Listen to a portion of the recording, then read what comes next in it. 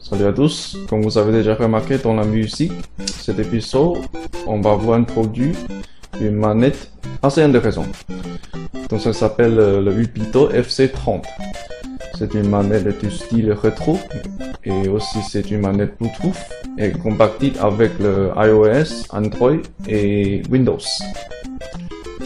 Donc cette manette est pour fêter le 31e anniversaire de la création de console Family Computer de Nintendo. Déjà la console c'est un dinosaure et franchement 1983 à l'époque j'étais pas encore né. Et pour les caractéristiques, ces manettes supportent le mode clavier Bluetooth ainsi que la simulation de boutons visuels. La connexion de cette manette est réalisable par Bluetooth et aussi directement par un câble USB. Et aussi ces manettes viennent avec une batterie de 480 mAh. Alors d'abord on ouvre, on a la manette bien sûr, ça on verra plus tard. Et aussi on trouve un porte-clés qui est assez intéressant, avec un embelle assez intéressant. Ça c'est pour les IP kicks, je dirais. Alors aussi on a un câble USB. À part que tout ça, on n'a plus rien. Ok, la manette. On dirait que c'est une réincarnation de l'original. Les boutons, ça sent bien. Et aussi le plastique et tout. En plus, ils ont fait la plaquette en France comme l'original. Alors, je retire la coque. Et sur ces côtés, on a deux indicateurs, un sortie micro USB, deux boutons. C'est juste comme celui de la manette de Super Nintendo. En dos, on trouve les vis cruciformes. Ça, c'est plutôt pas mal. Là, c'est ensemble de la présentation du design de ces manettes. Et aussi, on a la coque. Alors, à quoi ça sert cette coque-là? En fait, c'est plutôt pour positionner votre smartphone, comme ça. Ça, c'est très pratique. Alors, en ce qui concerne de la mode de connexion, il en a 4 modes. Le premier, c'est le mode manette standard. Il vous faut juste appuyer et maintenir sur le bouton Start.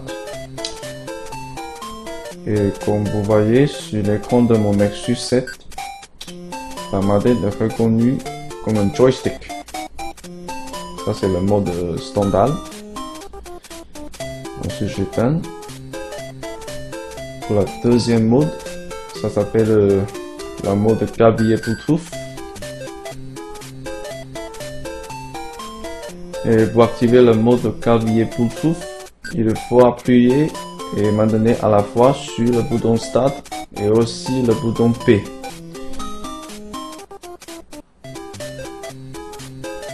Comme vous voyez maintenant, ma manette est reconnue comme un clavier.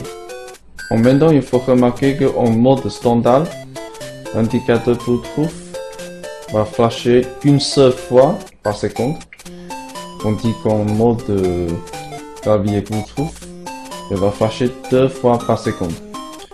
Alors aussi, il existe un troisième mode. Ce mode est plutôt pour connecter ces manettes avec les terminaux Apple. Oui, c'est la mode i4. Donc il faut appuyer et maintenir sur le bouton Start et aussi le bouton A. Comme vous remarquez, l'indicateur flash 3 fois par seconde. Ok, le dernier mode, c'est le mode pour stimuler les boutons visuels. Et comme vous voyez, l'indicateur va flasher 4 fois par seconde. Et pour utiliser cette mode, votre Android doit être routé. Et aussi, il faut télécharger une application sur le site officiel. Ok, d'abord, on va essayer avec le Super Mario. Là, je connecte ma manette en mode clavier Bluetooth. Du coup, ça sent bien les boutons et franchement, la réactivité c'est assez rapide. Donc pas de gros problèmes. Hein. Alors après tant d'années, ce jeu est encore très amusant à jouer. Disons qu'aujourd'hui on est entraîné dans les jeux vidéo très violents, avec des contenus de violence graphique très explicites, des jeux pixelés, comme celui-ci et aussi comme Minecraft, sont de très bonnes alternatives.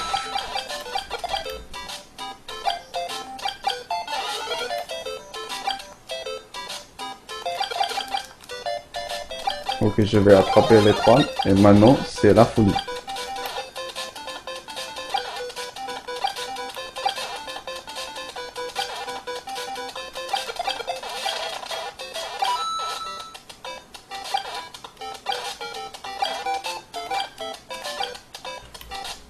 Ah, encore cette partie du travaux. Disons que je suis toujours pas très doué.